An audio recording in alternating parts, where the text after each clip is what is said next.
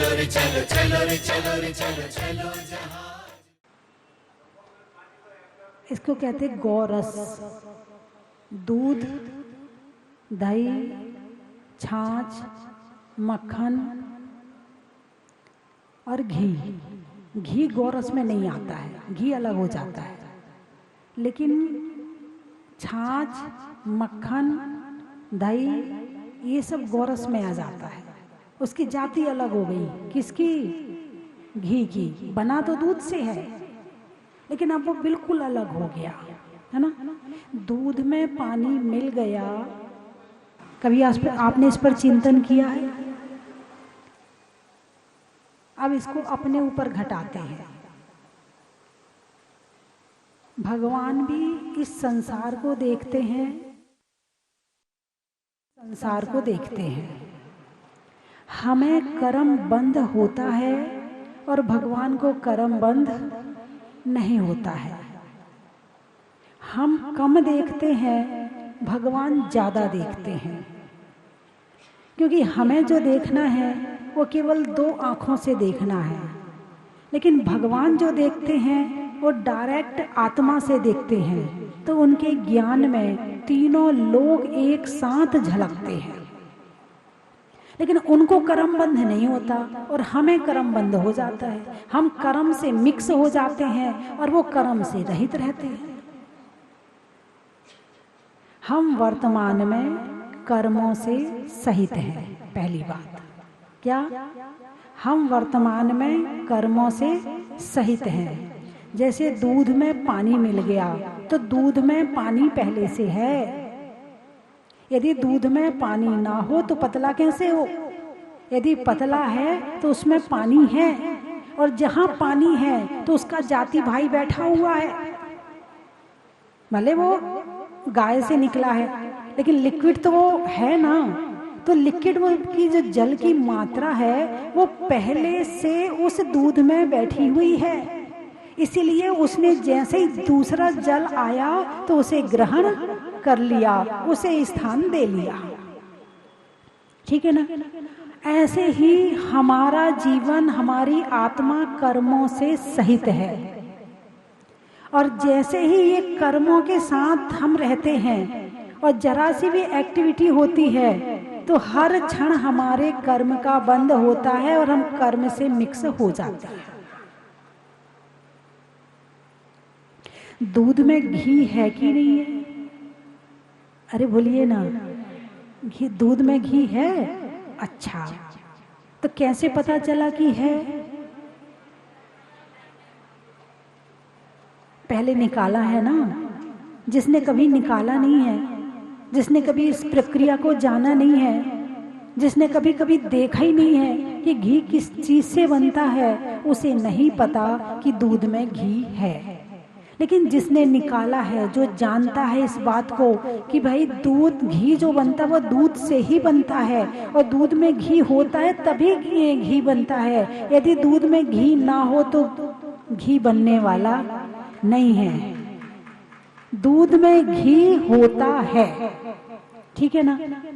ऐसे ही शरीर और आत्मा 2 चीजें हैं। अभी हम दूध की भांति हैं। किसकी भांति हैं? दूध की भांति हैं।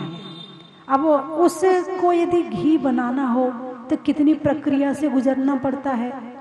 दूध का पहले दही बनाओ, है ना, फिर दही को बिलो, फिर बिलोने के बाद उसमें से मक्खन निकलेगा। अभी काम पूरा नहीं हुआ है, फिर उसको तपाना पड़ेगा। क्या करना पड़ेगा? तपाना पड़ेगा। जब तप गया तो उस घी निकल के आ गया और दूध का जो सार था वो घी निकल के आ गया। ऐसे ही हमारी आत्मा जो है वो घी की तरह है, लेकिन कर्म से मिलने के बाद में ये दूध की तरह हो गई है। घी की कीमत कितने रुपए किलो है? 800 रुपये। और दूध की कीमत क्या है? 50 रुपये, 60 रुपये, ज़्यादा से ज़्यादा 70 रुपये। और कोई ज़्यादा बढ़िया वाला होगा तो 80 रुपये, और कोई बढ़िया वाला होगा तो 100 रुपये। 800 रुपये लीटर तो नहीं हो सकता है ना। 100 से ज़्यादा नहीं मिलेगा। ठीक है ना। अब घी की कीमत और दूध की कीमत में कितना अंतर आ गया। जब दूध शुद्ध हो गया तो 800 रुपया किलो, और जब अशुद्ध अवस्था में है तो 50 रुपया किलो। अभी हमारी कीमत क्या है ये देख लो, क्योंकि अभी हमारे अंदर मिलावट है। क्या है अभी हमारे अंदर? मिलावट है। किस चीज की मिलावट है हमारे अंदर? कर्मों की मिलावट है। किसकी मिलावट है? कर्मों की मिलावट है, पुद्गल की मिलावट है। जब ये कर्म, जो कर्म है वो भी पुद्गल है, जो विचार हैं वो भी पुद्गल है, जो हम देखते हैं वो भी पुद्गल है, जो हम सुनते हैं वो भी पुद्गल है, जो हम खाते हैं वो भी पुद्गल है, जो हम सोचते हैं वो भी पुद्गल है। यानी अभी हमारा जीवन आत्मा के स्तर पर नहीं, पुद्गल के स्तर पर चल रहा है। किसके स्तर पे?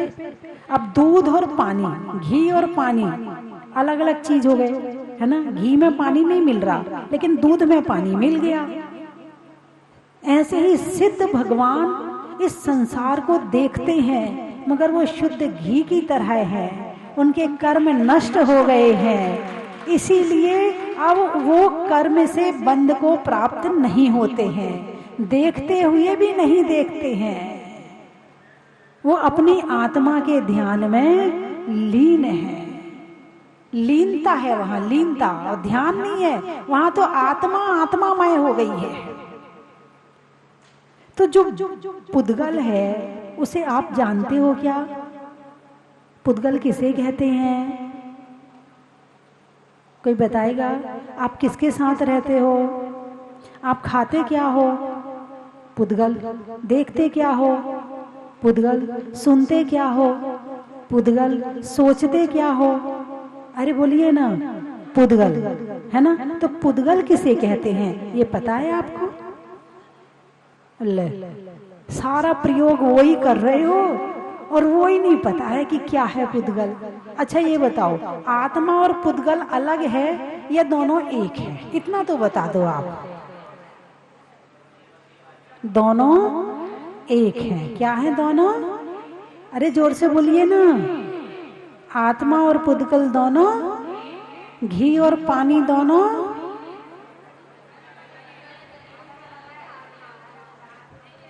अभी तो बताया था मैंने, अभी तो बताया था कि दूध में घी है, घी अलग है और पानी अलग है। आत्मा अलग है और पुद्गल अलग है। आत्मा का चतुष्टय अलग है और पुद्गल का चतुष्टय अलग है। आत्मा का चतुष्टय क्या है? अनंत दर्शन, अनंत ज्ञान, अनंत सुख और अनंत शक्ति। ये किसका चतुष्टय है? आत्मा का। ठीक है। अब पुद्गल का चतुष्टय कौन सा है? स्पर्श, रस, गंध और वर्ण। क्या है? स्पर्श, रस, गंध और वर्ण। स्पर्श जानते हो? हल्का, भारी, रूखा, चिकना, कड़ा, नरम, ठंडा, गरम। ये क्या है? स्पर्श है ना। रस, रस भी 5 तरह का होता है। कौन कौन सा? खट्टा, मीठा, कड़वा, कषायला और चरपरा। ये किसके गुण हैं? आत्मा के कि पुद्गल के? पुद्गल के। अच्छा, गंध कितनी प्रकार की होती है? 2 प्रकार की होती है। कौन कौन सी? सुगंध और दुर्गंध। ठीक है। अच्छा, अब स्पर्श, रस, गंध और वर्ण। वर्ण यानी कलर, वर्ण यानी कलर। ये कलर कितने तरह के होते हैं?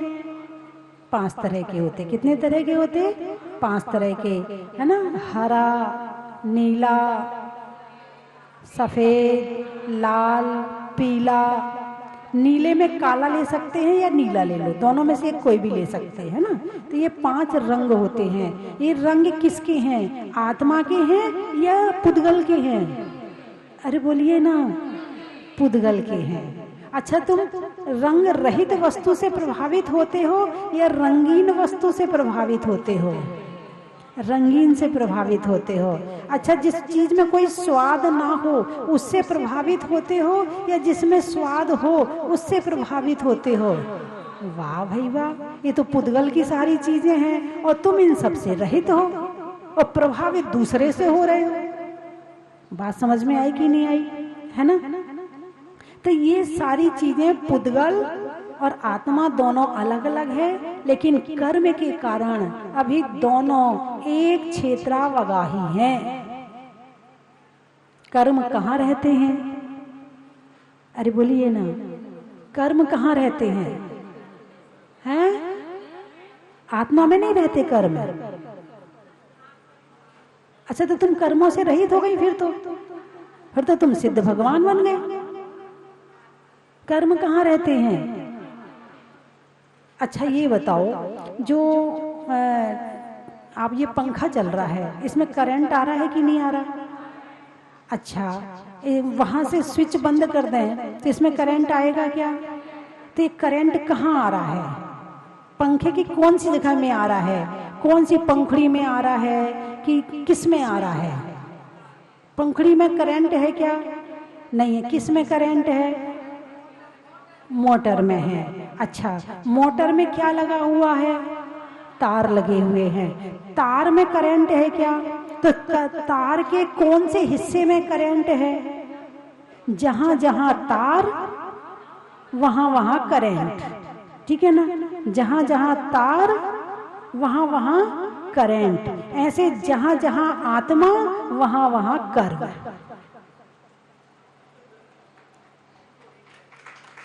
आपसे पूछा जाए कर्म कहाँ रहते हैं? दिमाग में रहते हैं कि हार्ट में रहते हैं कि किडनी में रहते हैं? कहाँ रहता है ये? हमारी आत्मा कहाँ रहती है? या करंट कहाँ, या पुद्गल कहाँ रहता है? तो ये दोनों एक क्षेत्रावगाही है, एक क्षेत्र में निवास करते हैं, है ना? तो अब ये जब कर्म हमारे साथ रहते हैं तो हम कर्मों के कारण अपने भाव बदलते हैं या भावों के कारण से कर्म बदलते हैं?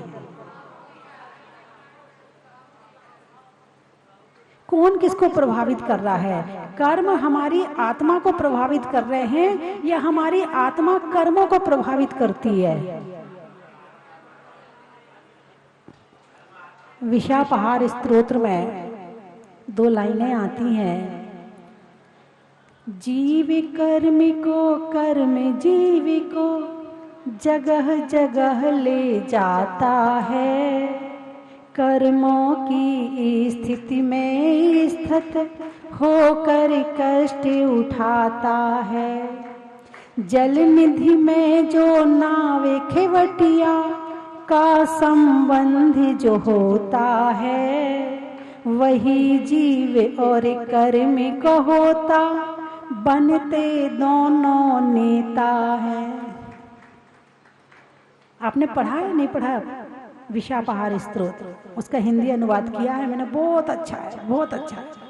यदि आप उसको पढ़ोगे ना तो जैसे भक्तांबर पढ़ने के बाद आनंद आता है, ऐसे ही विशापहार स्तोत्र पढ़ने के बाद आनंद आता है। यानी इस समय तो दोनों की बराबर चल रही है। एक होता है कि भाई कर्म के द्वारा हमारे भाव प्रभावित होते हैं, एक होता हमारे भावों का पुरुषार्थ ज्यादा रहा तो कर्म प्रभावित हो गया। हमने भाव जैसे किए वैसे कर्म आ गए, जैसे कर्म का उदय आया वैसे हमारे भाव हो गए। भाव भी कितनी तरह के होते हैं? 5 तरह के होते हैं, है ना? औपशमिक, क्षयोपशमिक, औदैहिक हैं और पारिणामिक। ये 5 तरह के भाव होते हैं। तो एक होता है औदैहिक भाव, कर्मों के उदय में बनने वाले भावों को औदैहिक भाव कहते हैं। और एक होता है क्षयोपशमिक भाव, जब आपका पुरुषार्थ जागृत होता है तो उससे उपशम और क्षयोपशम भाव बनता है। तो इस समय आपका पुरुषार्थ जागृत हो रहा है, वरना कहाँ प्रवचन सुनने वाले थे? कौन सा आप टीवी देख के प्रवचन सुनने वाले थे? इस समय तो रसोई में लगे होते, अब बच्चों से कहते भैया टीवी बंद कर, अभी खाना बन रहा ना, अभी पहले खाना खाओ बाद में टीवी देखना। नहीं, माता जी के प्रवचन आ रहे हैं ना, वो सुन रहा हूँ, बस ठीक है, पहले खाना खा ले फिर सुन लेना। घर में रहते तो ऐसे भाव होते, और यहाँ हो तो नहीं, पहले प्रवचन सुनना है, बाद में कुछ और काम करना है। जैसे एक बच्चा जो स्वयं चल नहीं पाता है, तो माँ क्या करती है? अरे बोलिए ना, बच्चे की उंगली पकड़ती है और चला देती है। तो जब तक उंगली होती है तब तक वो बच्चा चलता रहता है, और जैसे ही उंगली छूटी तो 2-4 कदम तो चलेगा, फिर बैठ जाएगा। ऐसे ही होता है ना। ऐसे ही अब माता जी यहाँ आई तो उंगली पकड़ के चलवा रही हैं। भाई सुबह 8 बजे आ जाना, है ना, शिविर लग रहा है। भाई 6:30 बजे आना, पूजा होगी, विधान होगा। भाई शाम को आ जाना, भक्ति होगी, क्लास लगेगी। भाई इतने बजे आ जाना, ऐसे कर लेना। अपनी उंगली पकड़ा रही हैं और आपको चला रही हैं। लेकिन कोई बच्चा सारी जिंदगी उंगली ही पकड़ के चलता रहे तो आप क्या कहोगे उसे? उस लड़के की शादी होगी? ये तो अपनी माँ की उंगली नहीं छोड़ता। अरे बोलिए ना, पागल है, दिमाग खराब है। दुकान भी जाएगा तो माँ की उंगली पकड़ के जाएगा। भाई अब तू बड़ा हो गया है, अब तू अपने पैरों से चल, तू खुद चलना सीख। ठीक है, गुरु की आवश्यकता है, लेकिन तुम अपना पुरुषार्थ भी तो जागृत करो कि मुझे स्वाध्याय करना है। तुम अपना पुरुषार्थ भी तो जागृत करो कि मुझे विधान करना है। तुम अपना पुरुषार्थ भी तो जागृत करो कि मुझे ध्यान करना है। कि सारी जिंदगी उंगली पकड़कर ही चलते रहोगे? अनादिकाल के संस्कार है, जब तक उंगली मिलती है तब तक चलते रहते हैं, और जैसे ही उंगली छूटी फिर अपने घर गृहस्थी के काम में लग जाते हैं। तो बंधुओं, पुद्गल और आत्मा, ये 2 चीजें हैं हमारे पास। कितनी चीजें हैं वर्तमान में? अब कर्म का जोर चले तो आत्मा कर्म के हिसाब से चलती है, और आत्मा का पुरुषार्थ जागृत हो जाए तो कर्मों का जो शक्ति है वो ठंडी पड़ जाती है। तो अब इसमें इन दोनों में बलवान कौन है? आत्मा बलवान है या कर्म बलवान है? नहीं, अभी तक तो यही सुना था कर्म बहुत बलवान है। आत्मा बलवान है। ठीक बात है, आपने बिल्कुल सही कहा। मैंने एक दिन बताया भी था आपको, है ना। यदि जहर की एक बूंद सीधे मुंह पर रखी जाए तो क्या हो जाएगा? मृत्यु हो जाएगी। अब उस एक बूंद जहर को एक भरी बाल्टी पानी में डाल दिया जाए, एक बूंद जहर को, और 1-1 गिलास पानी रोज पिया जाए, तो हो सकता है आपकी बीमारियां ठीक हो जाए।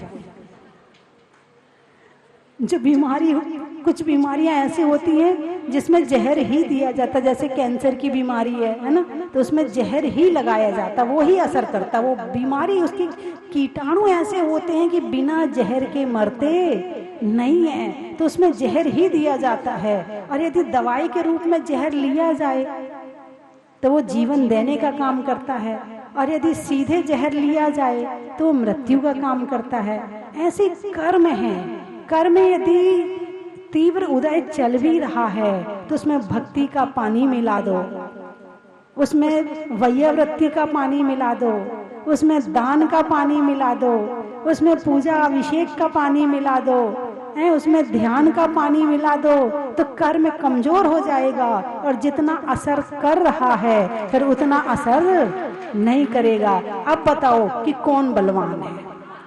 आत्मा बलवान है। यदि आत्मा बलवान नहीं होती तो हमारे भगवान कैसे बनते? भगवान कैसे बने हैं? जब उन्होंने कर्मों पर विजय प्राप्त करी है तभी तो बने हैं।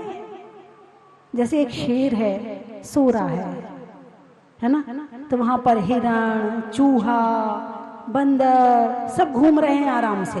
ये कब तक घूम रहे हैं?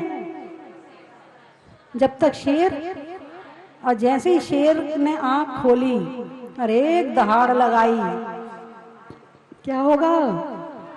सारे के सारे चूहा, बंदर, बिल्ली भाग जाएंगे। ऐसे जब तक हमारी आत्मा मोह की नींद में सो रही है तब तक ये कर्म हमें परेशान कर रहे हैं, और जिस दिन ये मोह की नींद टूट जाएगी और आत्मा दहाड़ लगाएगी, ये कर्म अपने आप भाग जाएंगे। तो जो चर्चा चल रही है वो कर्मों के भगाने की ही चल रही है। चर्चा चल रही अनर्थ दंड की। किसकी? अनर्थ दंड की। चलो, अभी आप घर में रहते हैं, संसार में रहते हैं, गृहस्थी में रहते हैं, खाना भी जरूरी है, कमाना भी जरूरी है, रिश्तेदारी निभाना भी जरूरी है, ठीक बात है। आप गृहस्थी में रहते हो, ना इच्छा ना हो तो भी निभाना पड़ता है, भाव ना हो तो भी वो काम आपको करना पड़ता है। आपको आत्मा का ज्ञान हो गया है, आपका आचरण भी अच्छा हो गया है, लेकिन और अच्छा कैसा हो तो उसके लिए क्या बताया? अणुव्रत और गुणव्रत। तो गुण व्रत में जो अनर्थ दंड व्रत बताए हैं तो हमारे कार्य को और सीमित करते जा रहे हैं, हमें हमारी आत्मा की तरफ ले जाते जा रहे हैं। अब कह रहे हैं तुम दिन भर ध्यान तो लगाते हो, मगर अब उसका ध्यान लगाओ जितना जरूरी है, बाकी अपने में रहो। अब ध्यान मत करो, व्यर्थ का ध्यान मत करो, व्यर्थ के पापों का बंध मत करो। तो अब ध्यान में इतना छुड़वा दिया। अब आया दुश्रुति। उपन्यास पढ़ना पढ़ते हो? नहीं, अब तो गर्दन यही रहेगी, नहीं पढ़ते हैं। अब तो टीवी आ गई, कौन पढ़ेगा उपन्यास? अब तो उपन्यास के चित्र चल रहे हैं टीवी में। ये सीरियल क्या है? उपन्यास एक किताब है, और उस किताब का जब नाटक बना दिया जाए, सीरियल बना दिया जाए, तो वो भी तो उपन्यास ही है। वो क्या है? तो सीरियल देखते हो? अरे बोलिए ना, देखते हैं। इस सीरियल के कलाकार कैसे घूमते हैं तुम्हारे दिमाग में माला जब फेरते हो? हाय उसका क्या हो रहा होगा, हाय उसकी सास ने उसके साथ ऐसा कर दिया, और वो दोनों सास बहू एक साथ एक थाली में बैठ के रोटी खा रही हैं। वो सास बहू है ही नहीं, वो तो तुम्हें दिखाई जा रही कि वो सास बहू हैं। वो सास बहू है ही नहीं, वो पति पत्नी है ही नहीं। वो तुम्हें दिखाए जा रहे कि वो पति पत्नी है, तुम्हें दिखाया जा रहा कि वो उसको कष्ट दे रहा है, वो उसको पीड़ा दे रहा है। वहां कुछ नहीं हो रहा है, सब चीज हवा में है। क्या है? अरे बोलिए ना। अच्छा ये बताओ, जो टीवी में आपके चित्र आ रहे हैं वो कहाँ है? हवा में है। अभी यहाँ दिख रहा है कोई चित्र आपको नजर आ रहा है? कोई चैनल आपको आकाश में दिख रहे हैं? और यहाँ अभी टीवी लगा दो और यहाँ पे एंटीना लगा दो, डिस्क लगा दो, जो भी आपका है, तो चित्र आने लगेंगे ना। तो कहाँ से आए? वहां पर हवा से। तो सब चीज कहाँ है? हवा में है, हवा ही है सब। वास्तविकता तो हमारी आत्मा है, बाकी सब हवा है, और सब हवा में जी रहे हैं, है ना। आप लोग यहाँ आए, कैसे आए? अरे बोलिए ना, चलकर नहीं आए, हवा में आए हो। स्कूटी में आए ना, उसके टायर में क्या भरी है? उसके टायर में क्या भरी है? हवा भरी है। तो यहाँ आए तो कैसे आए? हवा में आए। देखते हो तो क्या देखते हो? हवा में देखते हो आप। आजकल तो ऐसी टीवी भी चल गई है कि उसमें स्क्रीन आदि नहीं होती है, बस एक कोई इतनी सी चीज पट्टी होती है, उस पट्टी में बटन दबा दो तो अपने आप उसी में से स्क्रीन बन जाती है और उसी में से चित्र चलने लगते हैं, वो भी हवा में। हवा की दुनिया आ गई। पैसे कहाँ हैं आजकल तुम्हारे? वो भी हवा में है। आजकल भाई किसी को पैसे देना है तो कैसे देते हो? मोबाइल से। पैसे लेते हो तो कैसे लेते हो? मोबाइल से। तो दिए गए तो बीच में क्या है? तुम्हारे पैसे अब कहाँ गए? गए हवा में। अब तो तुम्हारे हाथ में सिक्का भी नहीं है, नोट भी नहीं है। पहले जब हम पकड़ में आते थे तो सही, अभी इतने ये बीच में आकाश में कहाँ पैसे पकड़ोगे तुम? हर चीज हवा में हो गई है ना। तो कहने का अभिप्राय मेरा ये है कि दो श्रुति यानी सुनना। क्या सुनना? जिससे पाप का बंध ना हो। कितना सुनना? जितना जरूरी हो। कब सुनना? जब तुम्हारे पास में अपने अच्छे कार्यों से समय निकले तब सुनना। किसकी सुनना? सबकी मत सुनना, जिसकी जरूरी हो उसी की सुनना। इतनी टेंशन क्यों है? सबकी सुनते हो, वो सबकी अंदर डालते हो। उसके घर में क्या हो रहा उसने सुनाया, उसकी डाल ली। उसके घर में क्या हो रहा उसने सुनाया, उसकी डाल ली। अखबार पढ़ा तो उससे डाल ली, और बचा खुचा न्यूज चैनल से डाल ली, और बचा खुचा मोबाइल से डाल ली, और बचा खुचा पड़ोसन से बात करी तो उससे डाल ली। बस काम क्या है? जिसका ध्यान खुद की तरफ नहीं है, अपनी तरफ नहीं है, वो यही तो करेगा। भी करेगा क्या? दिमाग खाली तो रह नहीं सकता, और खाली दिमाग नहीं, आपकी बात नहीं कर रही मैं, ये तो किसी और की बात है भाई। जिसका कनेक्शन खुद से नहीं रहेगा वो तो दुनिया से कनेक्शन जोड़ेगा, और जिसका कनेक्शन खुद से रहेगा तो दुनिया से जोड़ने की जरूरत ही नहीं है।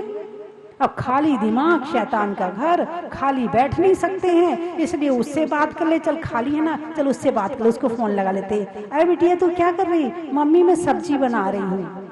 अच्छा मम्मी मेरी सास बहुत खराब है, जरा सा तेल ज्यादा हो जाए ना तो मुझे डांटती है। मम्मी मैंने कल रसगुल्ले बनाए थे तो वो खराब हो गए थे। मम्मी अब वो अपनी जानकारी तुम्हारे कान में, वो अपनी सास की बुराई तुम्हारे कान में, तुम अपनी बहू की बुराई उसके कान में, बस यही कर रहे हो, और इसके ज्यादा कुछ काम हो ही नहीं रहा। और इन सब को करने से, इन सब की बातें सुनने से फायदा क्या है? अरे बोलिए ना, कोई फायदा? पुण्य का बंध? कोई समय सार्थक हो रहा है? क्या हो रहा है? हैं? पाप का बंध हो रहा है। तो इसको बचाया। दो श्रुति व्यर्थ में नहीं सुनना। कुछ नहीं मिला तो सीरियल की चर्चा, कुछ नहीं मिला तो नेताओं की चर्चा, कुछ नहीं मिला तो अड़ोसन पड़ोसन की चर्चा, कुछ नहीं मिला तो किसी की बहू की चर्चा, किसी की सास की चर्चा। इनसे कोई रिजल्ट नहीं है। ये समझ लो कि हमारा एक एक क्षण इतना कीमती है जितना तुम्हारा ये सोने का क्या भाव चल रहा है आजकल? अरे बोलिए ना, 1000 मत बताओ, किलो बताओ। 75 लाख रुपया किलो सोना है। हमारा एक एक क्षण 75 लाख से भी ज्यादा कीमती है। 75 लाख से भी ज्यादा कीमती है। और इस एक एक क्षण को हम कैसे खो रहे हैं? कैसे हम एक एक क्षण को व्यर्थ में ही, एक एक सांस को व्यर्थ में गंवा रहे हैं? ये सांसें, मनुष्य पर्याय की सांसें बड़ी कीमती हैं। सांसें तो हर जन्म में मिलती हैं, लेकिन ये मनुष्य पर्याय की सांसें बहुत मुश्किल से मिलती हैं। और इन सांसों की कीमत, आप यदि एक सांस की कीमत 1 करोड़ रुपया भी दो ना, तो भी ये सांसें नहीं मिलने वाली। जिस समय अंतिम समय चलता है, आखिरी समय चल रहा है ना, और अचानक पिताजी की तबीयत खराब हो गई और पिताजी अंतिम सांसें ले रहे हैं। अब आपको ये नहीं पता है कि पिताजी ने बैंक में कहाँ कितना रखा है। अब आपको ये नहीं पता है कि आपके पिताजी के पास सोना चांदी आपने उनने कौन से लॉकर में रखा, उसकी चाबी कहाँ रखी है। अब आप डॉक्टर से कह रहे, डॉक्टर साहब बस इन्हें 5 मिनट बचा लो, हम 1 करोड़ रुपया देंगे। तो क्या वो डॉक्टर 1 करोड़ रुपए में 5 मिनट की जिंदगी दे सकता है? नहीं दे सकता है। ये इतनी कीमती है ये सांसें, और इसको हम व्यर्थ बातें, निंदा, बुराई, ईर्ष्या, द्वेष, अभिमान, दिखावा, ये सारे काम करके हम अपनी व्यर्थ सांसें यूं ही खो रहे हैं। तो मेरी बात आपकी समझ में आ गई? अरे बोलिए ना, आ गई? तो बंधुओं, आज हमारे बीच में विनोद जी, पारस चैनल के डायरेक्टर आए हुए हैं, और आपके माध्यम से जैसा आचार्य मुनि श्री चिन्मय सागर जी महाराज ने प्रेरणा करी तो उन्होंने बहुतों को होगी, लेकिन इन 5 लोगों ने उनकी बात को माना और इस पारस चैनल का निर्माण किया। और इसके माध्यम से आज जिन धर्म की कितनी प्रभावना हो रही है, इसको कहते गुरु भक्ति। ये एक ही बात है, मनोज जी के अंदर एक ही बात है। जो माता जी कहे, या जो जब चिन्मय सागर जी महाराज थे तब महाराज जी ने कहा इसमें इतने करोड़ रुपए लग, ठीक है महाराज जी, इतना करना है, ठीक है महाराज जी, चैनल खोलना है, ठीक है महाराज जी, बस जो कहते थे वो करते थे। तो आज जिन धर्म की कितनी प्रभावना हो रही है। यदि जैन चैनल सबसे पहले कोई आया है तो वो पारस चैनल है। शरीर में बल का, किसान में हल का, और देखने में पारस चैनल का। अनाज में चने का, गर्मी में पने का, और गुरुओं की बात मानने का। हमारे गुरु आचार्य सन्मति सागर कहते थे, बोले गुरु पर यदि श्रद्धान है तो इतना होना चाहिए कि गुरु कहे कुएं में कूद जाओ तो ये नहीं पूछना चाहिए कि क्यों कूद जाए। यदि गुरु ने कहा है तो तुम कुएं के अंदर से भी कुछ ना कुछ लेकर वापस आओगे, क्योंकि गुरु कभी अहित नहीं कर सकते, इतना विश्वास होना चाहिए। तभी इस चैनल का निर्माण हुआ है। वरना महाराज जी आप भी, आपके दिमाग में भी कहां कहां से क्या क्या आते रहता है। क्या होगा चैनल वैनल खोलने से? यदि आपके मन में ऐसे विचार आ जाते तो शायद आज आप इस चैनल को अपने घर में नहीं देख पाते। तो बंधुओं, पैसों में जमा का, सतियों में मना रमा का, और हमारी अपनी आत्मा का, जल का ग्रहण करना और बहुत सी ऐसी चीजें ग्रहण करता है जलवायु से जो आपको दिखाई नहीं देती। और वृक्ष जब छोटा होता है उसकी सामर्थ्य कम होती है। जैसे जैसे विशाल हो जाता है वृक्ष, उसकी सामर्थ्य बढ़ जाती है। ऐसी सामर्थ्य हो जाती है कि कितनी भी आंधी आए, तूफान आए, लेकिन वृक्ष अपने स्थान पर ही खड़ा रहता है, सदा हरा भरा रहता है, फल देता है, फूल देता है और छाया देता है। इतनी सारी चीजें आपने देख ली वृक्ष के बारे में। अब इसी को हम माता जी के साथ में कटाते हैं। माता जी का जीवन जब एक दृढ़ इच्छा शक्ति से जुड़ा हुआ है, दृढ़ संकल्प शक्ति से, उस भावना से जुड़ा हुआ है कि मुझे आत्म कल्याण करना है। अब आंधी आए, तूफान आए, जीवन में हर विपत्ति आए, हर दुख आए, लेकिन उससे विचलित नहीं होना, सदा खड़े रहना, सदा अपनी एक रफ्तार से जीवन को प्रवाहित करते रहना। ये माता जी का एक इतना बड़ा जीवन अपन देख रहे हैं। उन्होंने 30,000 किलोमीटर की यात्रा की।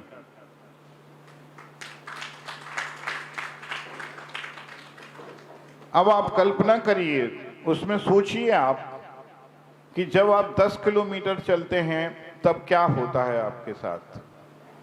और जिसने 30,000 किलोमीटर, कितने चेहरे देखे होंगे, कितने स्थान देखे होंगे, कितनी वनस्पति देखी होगी, क्या क्या नहीं देखा होगा, और कितनी विषम परिस्थितियां देखी होंगी। लेकिन उन सब परिस्थितियों में उनकी क्षमता अडिग है, दृढ़ है। ये महत्वपूर्ण है। साधक थोड़ी सी परिस्थितियां आए तो विचलित हो जाते हैं, लेकिन माताजी उनमें नहीं है। वृक्ष कितनी भी आंधी आए, अगर जड़ उसकी गहरी हो जाती है, संकल्प शक्ति, दृढ़ शक्ति, इच्छा शक्ति माता जी की इतनी प्रबल है कि कुछ भी हो, हमें अपनी विशुद्धि को प्राप्त करना है, हमें अपने मोक्ष मार्ग पे चलना है। ऐसे साधकों का जीवन जो है वो हमें प्रेरणास्पद बन जाता है। यहाँ पर आज हम दिल्ली से आज सभी पधारे हैं और मुनि सुरवत भगवान के दर्शन पाकर मन मुग्ध हो गया। बिल्कुल ऐसा लग रहा है बाबा के दर्शन पाकर हमारी आंखों में उनकी वो मूरत बस सी गई है।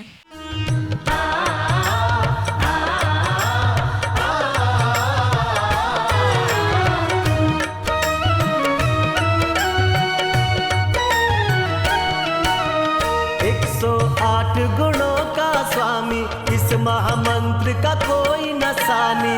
108 गुणों का स्वामी, इस महामंत्र का कोई न। कंचन की थाल को सजाओ रे आज, रत्नों की थाल को भर लाओ रे आज।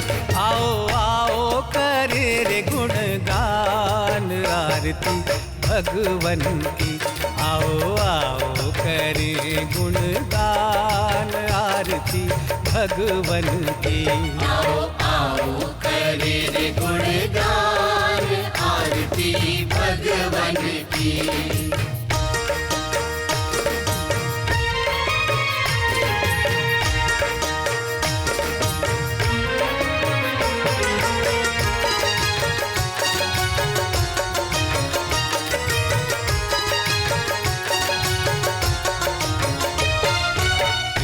सुमित्र के राज दुलारे, माँ पद्मा जी के नैनों के तारे।